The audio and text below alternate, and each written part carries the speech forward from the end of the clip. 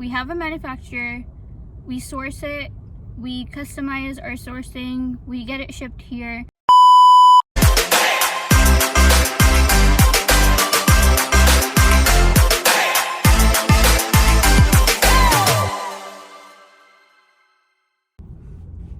Assalamualaikum everyone, this is your girl Fatima, the founder and CEO of Apparels by FM and also the co-founder of the Henna Sisters, and welcome back to Entrepreneur Diaries.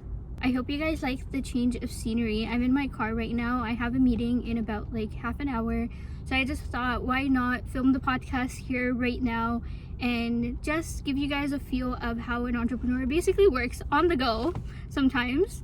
So that's what we're doing. I know last time we talked about our story, and this time we're supposed to be talking about how we source products and how we handpick products and how the products basically come into being so we are able to sell them to you guys. And the process is very simple. We have a manufacturer, we source it, we customize our sourcing, we get it shipped here, repackage it with our packaging over here, take pictures, put it on the website so we're able to sell it to all of you. Now, where can you start sourcing products for yourself if you're a product-based business, and how?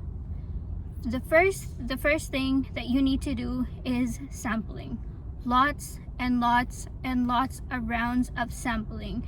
Now, sampling can be either get a product itself made and see like how the product goes, how you like the stitching of the person, if you're a clothing brand, or if it's just something very simple, do get a sample of either like the raw material or the finished product or whatever you can get a hold of basically, and what your manufacturer is able to provide for you. But sampling is very, very, very important for you to be able to know how your final product is going to come out, what the quality is going to be, how much you can source it for, how much you're going to be putting it on for, what type of packaging you're going to need for it. It's very, very, very important. Now, everyone runs their business very differently. When it comes to us, I only sell the products that I can wear myself. If I see a product that doesn't have good quality, or even if it's not only about the quality, if it's something that I know that this is something I will not feel comfortable wearing, I do my market research, and if 80% of the people say that they cannot do it, that they do not like the product either, or they cannot wear something like this, then yes, I do not keep that product regardless if I have a sample of the product or not. Also, even before you do your sampling, how to find the right supplier or manufacturer. So in order to find the right supplier or manufacturer, first of all, you need to know what the market price is for the product that you're trying to build or you're trying to bring out to the market basically. How much the raw material is costing from different suppliers, get different quotes. How to find a supplier. The best way is either go online and see what is the best supplier for the country that you're trying to source from. Google it a little bit, do a little bit of researching, and if by any chance you can go to the country itself and maybe build like an in-person connection, that is a good option as well. It might work for some, it might not work for others. I feel like this angle is a lot better. I am in the car and the sun is changing, so I don't really know what to do, but I think this is good. If you are sourcing from a different country, just be mindful and be careful. They might have, first of all, a language barrier. Second of all, they might not understand the material that you are looking for. So you will have to look for the material in very simple terms or explain the description of the material to them. For example, if I give you an example for myself, when it comes to hijabs, a lot of the materials, my suppliers already know them because they have been in the market for this for a really long time. But sometimes when I'm talking to them about a certain material, they'll be like, oh, can you give us the composition of the material or the description of the material? Now, because my background is from Pakistan and Pakistan is known for its fabric, I would go on to Google and search like this type of fabric in Urdu, I'll type it in, or I'll look up like this certain material in Pakistan, what is it called in English or what is it called in other countries, and I will basically give my manufacturer that description or that composition, and they would show me the products that they have according to whatever I asked them for. Now, when you are choosing a manufacturer, you have to consider some factors or some things that are very, very, very important for you and your business and your supply chain going forward. The first is going to be the turnaround time. How much time are they taking from taking the order to delivering it to your place? Again, when it comes to different countries, the timeline does look a lot different than when you are sourcing from a local supplier. Second thing is, and the most important thing I would say, professionalism. How professional is the manufacturer that you are trying to work with? How are their work ethics? How do they talk to people? How respectful are they to you? The third thing would be, check if they are legit or not. And how can you do that? This doesn't have to be, this isn't specific to any platform or any website or any one supplier. It can go for any supplier, specifically if you are sourcing online. First is going to be, you're going to look for reviews, you're going to look for verified badges, you're going to look for the amount of orders that they have done, and then you are going to ask around in your industry if you know of this supplier or this manufacturer, or if anyone has ever heard of them. Now, you don't have to be very public about it, and you don't have to like go on your social media and talk about it, but you can go on different platforms, maybe Reddit, sometimes Pinterest, and anonymously ask about these certain things. Or you can even like look it up on Google these days, or ask ChatGPT or whatever you want to do.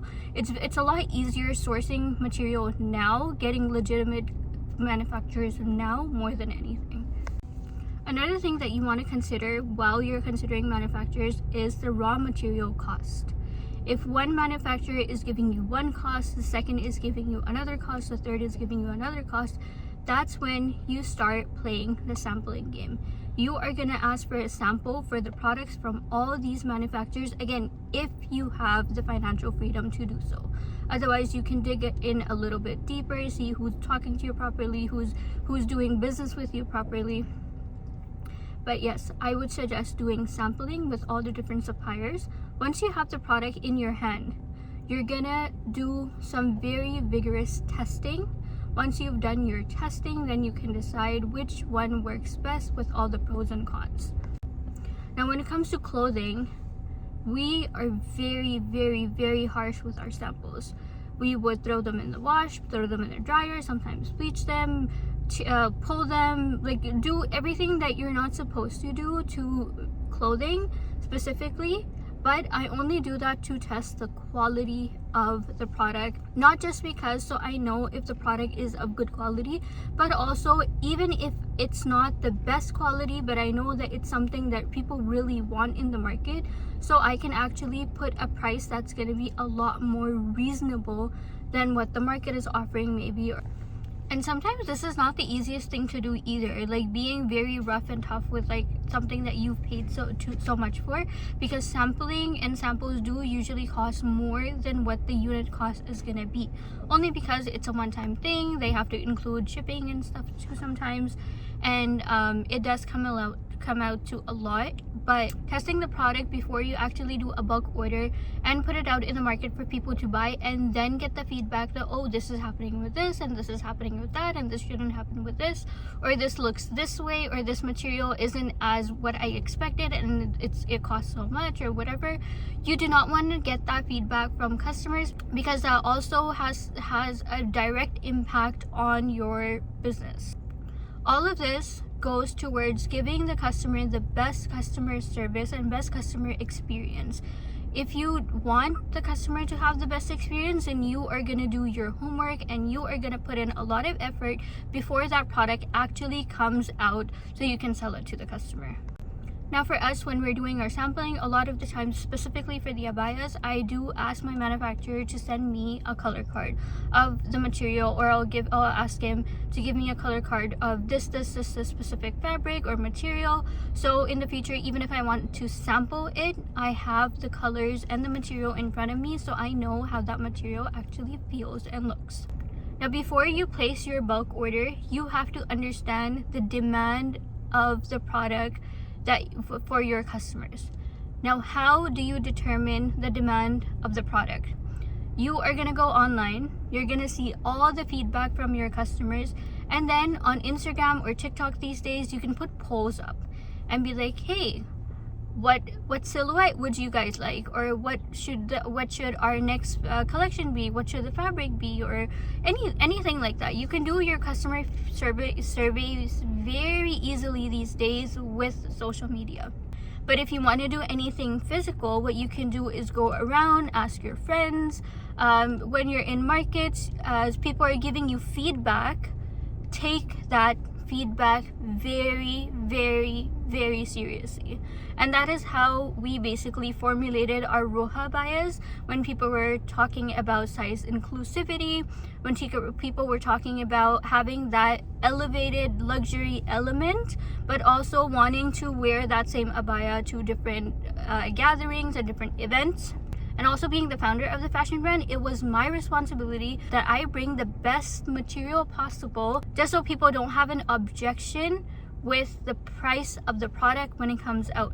Because when you bring in the best material possible, when you put in all that effort, at the end of the day, the customers can see it when they see the final product.